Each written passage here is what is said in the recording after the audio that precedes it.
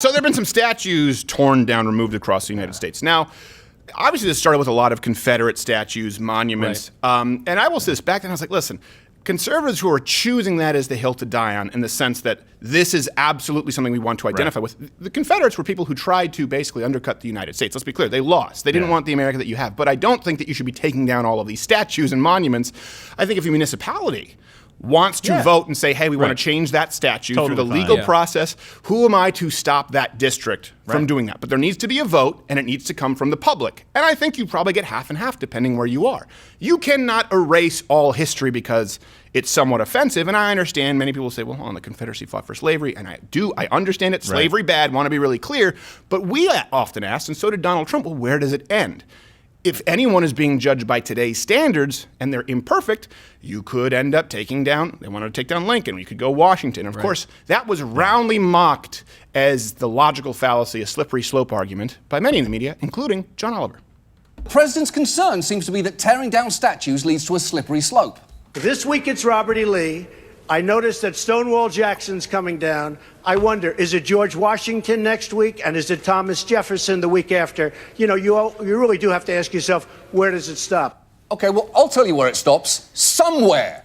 Anytime someone asks, where does it stop, the answer is always f***ing somewhere. You might let your kid have Twizzlers, but not inject black tar heroin. You don't just go, well, funny. After the Twizzlers, where does it stop? Right. But Gosh, what a bad point, though. I don't get the point. It means nothing. You ever seen, like, you know, like all those funny videos, like, look at my kid, which is really just like, hey, my kid, isn't he such an idiot if he were to do this if he were an adult? That's what's really cute. It's like what a kid does that we find cute, if it were an adult, you'd be like, yeah, okay, it's time to send him. Trying to send him to a special school. See if we can work this out of him. But the thing is, this is what John Oliver does, and this is what people on the left often do, but John Oliver is the worst. And that's what we try and create, or at least propose constructive solutions. Like I just mentioned, okay, I mean, if municipalities want to do that. John Oliver never does it. He goes, well, it stops somewhere. And he never gives you that somewhere. Right, exactly. And that's the whole, so in other words, if you're going to stop a slippery slope argument, and by the way, just because it's a common argument doesn't mean it's a logical fallacy. You know, we talked about that with making, okay, if gender is now cultural and sex is biological, but then you can be born into the wrong sex and you include sort of, well, I'm attracted to men, therefore I'm same sex, but sex is biological. And you go, well, hold on a second, this is all going to deconstruct, and now we see that. The Supreme Court ruled that sex is how you feel. Not just gender, but biological sex. So now we're at the point where gender and sex are one and the same, right? So there's a valid argument sometimes with the slippery slope. The counter argument has to be, hey, this is where it stops, but you have to draw your line. And what he's doing is just applying their logic to a different situation, right? So if you're taking down Robert E. Lee because he was a Southerner who owned slaves, then you have to take down Jefferson because he was a Southerner who owned slaves. So take the same logic, apply it to a different person. And that's essentially the argument. And and they might have argued, well, he wasn't fighting for slavery. But here's the thing, it doesn't matter because now they want to take down Abraham Lincoln. But here I think we actually have, we have a clip of what Christopher Columbus, Thomas Jefferson, George. So here it is, John Oliver. It's been the target of vandals for years, and today it's gone. Mayor Duggan ordering the statue of Christopher Columbus be removed from its perch at Jefferson and Randolph and put into storage. We've got brand new video here of it coming down today. A Fox 12 viewer sent us this video of the statue of the nation's third president as it was pulled down. While Thomas Jefferson wrote, "All men are created equal," he also owned as many as 600 slaves during his lifetime and fathered slave children. Overnight, used a group to be of people over tore there. down the George Washington statue in Northeast Portland. This was near Northeast 57th and Sandy Boulevard, about 11 last night. Police tell us that statue was also vandalized, and the group ran off once officers got to the scene.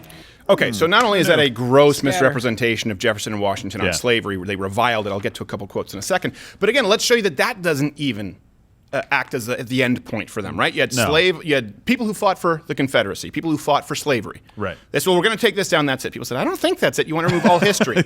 Then we were mocked. We said, well, is it going to be George Washington? Is it going to be Jefferson, who, by the way, many of them procured slaves from African slave traders, if you look at a lot of the founding fathers, because that's where the slave trade started, and the Middle East. We'll get to that in a second.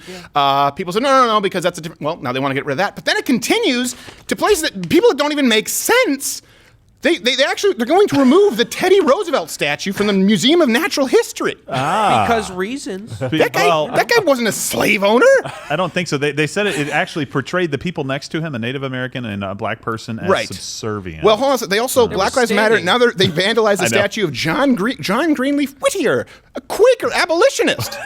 So let's go through this really quickly. Teddy Roosevelt. History's tough. And we'll go back to Washington. Teddy Roosevelt, there are some speeches here that you can actually read, but the attitude of the North toward the Negro is far from what it should be, and there is need that the North also should act in good faith upon the principle of giving to each man what is justly due him, of treating him on his worth as a man, granting him no special favors, but denying him no proper opportunity for labor and the reward of labor. And this comes from, I believe, National Geographic. In his argument for racial equality, Roosevelt used the rising tide raises all ships metaphor, stating that if morality and thrift among the colored men can be raised, then those same virtues among whites, already assumed at that point to be more advanced, not meaning as humans, but advanced economically, would rise to an even higher degree. At the same time, he warned that the debasement of blacks will in the end carry with it the debasement of whites. This was something Roosevelt spoke out against racism and talked about how everyone needed to be provided equal opportunity, equal rights. And you could even argue that there he uses the word Negroes, therefore it was racist. Right, you could definitely make we that need argument. to treat the Negroes as well as... You have to stop. One of my problems with this is that most of the time people just don't know what the hell they're doing. Even if it's somebody who happened to own slaves, I guarantee you most of the people there had no clue. Right. Somebody just pointed and said, that's a white guy who was bad. He's part of the patriarchy, probably owned slaves, whatever. And it's they go a and tear it bronze down. white It's like, man. Pull it down. Right, but that's an oxymoron, a bronze white man. Unless we're talking about Boehner or bronzer. I'm just trying to get into their minds. I do. Look, as a person of color, I would like us to stop. Let's draw the line. Right. Call you Armstrong because you make the stretch. After we remove all British comedians who are colonizing our country with their racism. I believe that's a good point. What do we do? Can we evict Hannah Gatsby?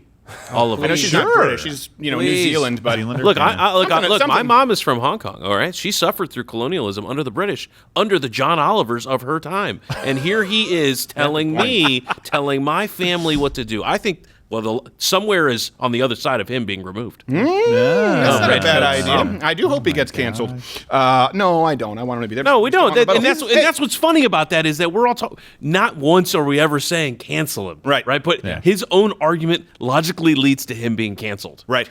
I was just watching The Politician, the new season, and I can't really watch it because Bette Midler is just, there's a gay director there who's just like, just let her go with it. And Bette Midler is doing her hocus pocus act, like, it's like a John Lithgow, It's like so over the top. But everything in there is like, you sit and you go, this is so comical from the left, the environmentalism and the LGBTQAIP. You think that maybe it's written by someone who's a libertarian with balance, and then you realize that can't be the case. When they actually are canceling in this series a man running for office because as a 6-year-old he dressed as Geronimo, you think, oh, this must be a joke. But he actually gives a speech like, I should have known better and I didn't and I apologize. I'm going, this is an industry that cancels people because they've actually gone out and said, hey, you know what? We should all come together as one nation. So you realize there can be no balance in this industry. And this is what's happening right now because people believe this about Washington Jefferson. I want to get some quotes here from Washington Jefferson who reviled slavery. But here's something else. We're talking about being consistent. And this isn't a whataboutism. Let me explain to you why. Guess who else had slaves? Notable person in history. Who? I think, personal opinion, was a real jackass. Also child bride. Martha Stewart hated the Jews. I think I might know where you're Martha going. Stewart. Rachel Ray. Rachel Maddow. Hey. Muhammad. Muhammad. Yes. Oh, we weren't going that far. Stop playing dumb. You know he owned slaves. Muhammad was a slave owner. And I know they say, well, hold on a second, but that was a different time. Well, same thing with Jefferson and Washington. But Washington freed his slaves upon his death, which was really as soon as he could. And also his wife wore the pants, and she was kind of pro-slavery. So that kind of complicates matters. But that's an awkward dinner table. Muhammad did have slaves. And here's the question. Okay, they both had slaves at a different point in time. Is there slavery in the United States today? No. Is there slavery in the Middle East? Is there slavery in Saudi Arabia? What about where Clock Boy hides his Phillips alarm clock in a Samsonite? There's indentured servitude there. There is still slavery all across the Middle East and Asia and Africa, not in the United States. So what do we do with any Well, you can't have physical portrayals of Muhammad. No, but right. even tear down text. Islam. Tear down Islam is I guess Mecca. Cancel Islam. When you think about Mecca, when you think what it symbolizes, That's true. this is a guy who could have had the opportunity to speak out or free his slaves, all of them upon his death. Didn't do it like Washington. That's a monument to the slave trade that still continues. Yeah, you got to go to the Dome of the Rock, I guess, because that's where he, ascended. Go there and tear it down. Jeez, if you really are. Oh my God, I don't think they should. I'm just saying we don't advocate. We don't advocate that. But I would love for someone to put up a statue of Muhammad on their own private property. Just to see what happens. Kind of like the Lenin statue that's still available. Does this button turn his mic off? I can rig We that up, obviously actually. don't advocate for that. That's a stupid that's right, logical obvious. stuff. What am I even here for if not to save us from Gerald? That's the only reason you're here sometimes. I don't think Gerald is the primary threat after that statement. That's true. There's a quick quote, if we can. I don't know if you've got the Orwell quote, because there was just an interesting thing. It talks about statues, it talks about history, and it talks about books. It was from the book 1984.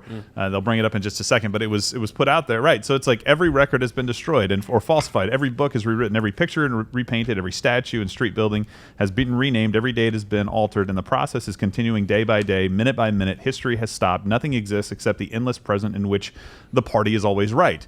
That's not the world that I want to live in. And I understand, like you said, if there are things that you want to vote and take down. Unfortunately, he was a socialist, but yes. I understand that, but his point is very valid, right? I don't care where he came from. No. The point is he made a lot of great points, but he didn't connect all the dots until I agree. later in his life. Well, I'm not endorsing him. No. I'm endorsing that specific statement that says, hey, you can't just rewrite stuff. If you don't like it, use it as a teaching moment and say, That's hey, going on this a guy lot did a these great thing. days. George Washington did something that no person in history has ever done. Have complete power and then give it up, right? Yeah. He gave it back to the people. Yeah. He also did some bad stuff, so let's talk about that too. What used to be those who forget history are doomed to repeat it. Now it's those who do not tear down and erase all history from the books that might be slightly offensive by today's standards are canceled. And beaten, typically. Confucius say, you know what I'm talking about. Yeah. So here's a quote from here's some quotes from know Washington that and guy. Jefferson, because Washington specifically freed his slaves upon his death. And when people say, oh, Jefferson had slave children, we can get into that, and we'll get into that with David Barton later on. Concerning the path Washington desired to see the states choose, he emphatically declared, this is from Washington, I can only say that there is not a man living who wishes more sincerely than I do to see a plan adopted for the abolition of slavery. But there is only one proper and effectual mode by which it can be accomplished, and that is by legislative authority, and this, as far as my suffrage, vote, and support will go, shall never be wanting. And then Jefferson's efforts